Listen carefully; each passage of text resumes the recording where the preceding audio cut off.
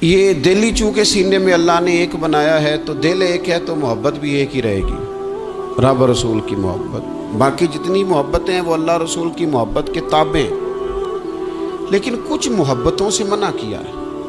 ویسے اسلام دین محبت ہے، اسلام بات ہی محبت کی کرتا ہے، کچھ محبتوں سے روک دیا۔ ان میں سے ایک محبت ہے دنیا داری کی محبت، پیسے کی محبت، لالچ، ہرس، ہوس، طمع، اس سے منع کیا۔ یہ جڑ پکڑ جاتی ہے انسان کی طبیعت میں، روحانی زندگی کو ساری کو توڑ کے رکھ دیتی ہے۔ خواہشات کا پیار، مال کا لالچ، یہ انسان کے باطن کے اندر حالات بڑے خراب کرتا ہے۔ قرآن مجید کی جو آیہ کریمہ کا میں نے حصہ تلاوت کیا تو اللہ کریم نے فرمایا المال والبنون زینت الحیات الدنیا، فرمایا یہ مال اور بیٹے دنیا کی زندگی کی رونق ہیں۔ المال والبنون زینت الحیات الدنیا، فرمایا یہ مال اور بیٹے یہ دنیا کی زندگی کی رونق اور زینت ہیں۔ والباقیات الصالحات، فرمایا باقی رہنے والی تو اچھی باتیں ہیں، اچھے اعمال ہیں۔ یہ مال تو جیتی دنیا کا جب تک انسان موجود ہے، مال ضرورت ہے، اور اسلام نے حکم دیا ہے کہ کسی کے آگے ہاتھ نہ پھیلائے جائیں، اپنی ضروریات کی کفالت کے لیے محنت کی جائے، جد و جہد کی جائے، لیکن مال کو کبھی بھی اس طرح نہ لیا جائے کہ صرف اور صرف طبیعت مائل ہی مال کی طرف ہو جائے۔ یعنی ہر وقت یہی سوچنا کہ میں امیر کیسے ہو سکتا ہوں، مشہور کیسے ہو سکتا ہوں، آگے کیسے بڑھ سکتا ہوں۔ اچھا، دنیا کا مزاج یہ ہے کہ دنیا کے آپ پیچھے بھاگیں تو آگے بھاگتی ہے، دیکھ لیں تجربہ کر کے۔ آپ پیچھے بھاگیں دنیا کے مال کے، یہ آگے بھاگے گا، اور اگر آپ نے رخ پھیرا ہے تو اللہ بڑا کریم ہے، پھر تو دنیا کا مال غلام ہو جاتا ہے۔ دنیا کمانی ہے، محنت کرنی ہے، لیکن دل میں دنیا نہیں بسانی۔ نبی پاک علیہ السلام نے ایک جملہ کہہ کے ہمیں اپنی باطنی تربیت کا، روحانی بلندی کا نسخہ عطا کیا ہے۔ حضور فرماتے ہیں دنیا کی محبت ہر بیماری کی، ہر برائی کی جڑ ہے۔ دنیا کی محبت ہر برائی کی جڑ ہے۔ آپ دیکھ لیں آج لوگ ڈاکہ زنی کس لیے کرتے ہیں؟ دنیا کی محبت میں، دولت کی محبت میں۔ لوگ اپنے کردار سے، اپنے وقار سے ہٹ کر جب بددیانتی کرتے ہیں، خیانت کرتے ہیں تو کس لیے کرتے ہیں؟ دنیا کی محبت۔ حتیٰ کہ قتل، یعنی انسانی جان اور زندگی کو ہی ختم کر دیا، کس لیے؟ اسے جائیداد چاہیے تھی، مال چاہیے تھا۔ دنیا کی محبت اندھا کر دیتی ہے، ہر بیماری کی جڑ ہے۔ مال ضرورت کے مطابق ضرور ہونا چاہیے، بقدر کفایت ضرور ہونا چاہیے، لیکن اس کو فتنہ کہا، اس کو آزمائش کہا۔ نبی اکرم صلی اللہ تعالیٰ علیہ وآلہ وسلم نے فرمایا مجھے تم پر اس چیز کا ڈر نہیں ہے کہ تم پر غریبی آئے گی، بلکہ حضور فرماتے ہیں مجھے اپنی امت پر ڈر اس بات کا ہے کہ دنیا ان پر کشادہ کر دی جائے گی، ان کے پاس مال آئے گا۔ مال آنا، دنیا آنا، یہ خوف کا مقام، بڑی تباہی کرتی ہے دنیا۔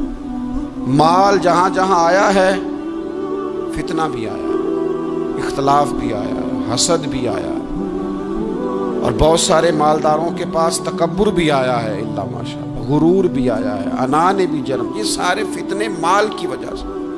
نبی اکرم صلی اللہ تعالیٰ علیہ وسلم نے بحرین کی طرف قافلہ روانہ کیا تو وہاں سے مال غنیمت آیا۔ کچھ لوگ ایسے تھے جو گئے نہیں فجر کی نماز پڑھ کے، اس لیے بیٹھے رہے کہ آج مال تقسیم ہوگا۔ تو حضور فرمانے لگے تمہیں پتہ چل گیا ہوگا کہ بحرین سے مال آیا ہے؟ حضور جی ہمیں پتہ چل گیا تھا۔ تو محبوب فرمانے لگے تمہیں ایک بات بتاؤں، ہر امت کے لیے کوئی آزمائش، کوئی فتنہ ہوتا ہے، میری امت کا فتنہ مال ہے۔ میں بڑی مشکل بات کر رہا ہوں آپ سے، اس کو آپ نے آسان نہیں سمجھنا، یہ بڑی مشکل بات کر رہا ہوں۔ پیسوں کی محبت نہ ہو دل میں، پیسوں کی محبت نکال دیں، यहाँ तो मेरे भाई छोटे छोटे लोगों को लोगों ने बता दिया है कि बड़ा नोट कौन सा होता है और छोटा कौन सा होता है। यहाँ तो हर चीज़ तुलने लगी है। यहाँ तो जिसकी नज़र इल्ला माशाल्लाह कमज़ोर है ना, नोटों की पहचान उसे भी है। लोग टटोल के देख लेते हैं कि कौन से वाला है। ये इन चीज़ों से थोड़ा सा अपने आप को बाहर निकालें। ज़रूरत की हद तक जो चीज़ भी रहे वो ठीक होती। तो माल आजमाइश है, ये हुजूर अलैहिस्सलाम ने फरमाया। ज़रा हदीस का उन्वान देखिए और अंदाज देखिए हुजूर की गुफ्तगू का। नबी पाक अलैहिस्सलाम फरमाने लगे, दो भूखे भेड़िए, खाली भेड़िया भी खतरनाक होता है और उल्टा भूखा भी हो। फरमाया दो भूखे भेड़िए बकरियों के रेवड़ में छोड़ दिए जाएं, इतनी तबाही नहीं करते जितनी माल की और शोहरत की मोहब्बत आदमी के दिल में तबाही करती है। बातन उजाड़ देती है, सारी फसल तबाह हो गई, मसली गई, अंदर से टूट गया, बातन सारा बिगड़ गया। किस बुनियाद पर? शोहरत चाहिए, किसी तरीके मशहूर हो जाऊं, किसी तरीके माल आ जाए। ये दो चीजें ले गई इंसानों। अल्लाह की बारगाह से अगर कबूलियत नसीब हो जाए ना तो फिर कई दफ़ा मकबूलियत भी नसीब हो जाती है। लेकिन अगर कबूलियत ही नहीं है तो मकबूलियत कैसे होगी? तो जो असल करने का काम था वो लोग नहीं करते। तो दुनिया की मोहब्बत का गलबा नहीं कभी भी होने देना। माल, हज़रत मुजद्दद अल-फ़सानी रहमतुल्लाह अलैह फरमाया करते थे कि कश्ती दरिया में रहे तो तैरती है, कश्ती पानी में रहे तो तैरती है, लेकिन पानी अगर कभी कश्ती में आ जाए ना फिर वो डूब जाती है। फरमाते थे बंदा दुनिया के अंदर रहे तो गुजारा हो जाता है, लेकिन अगर कभी दुनिया दिल में आ जाए ना ले डूबती है। माल की मोहब्बत ना पैदा करें। और यारो,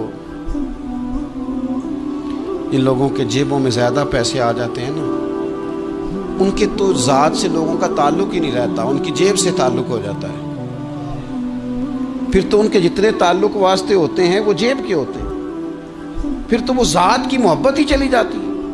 इसलिए पैसा ज़रूरत ज़रूर है, लेकिन दुनिया को कभी भी दिल में जगह, इसको दिल में, दुनिया अगर बड़ी ज़्यादा कीमती होती ना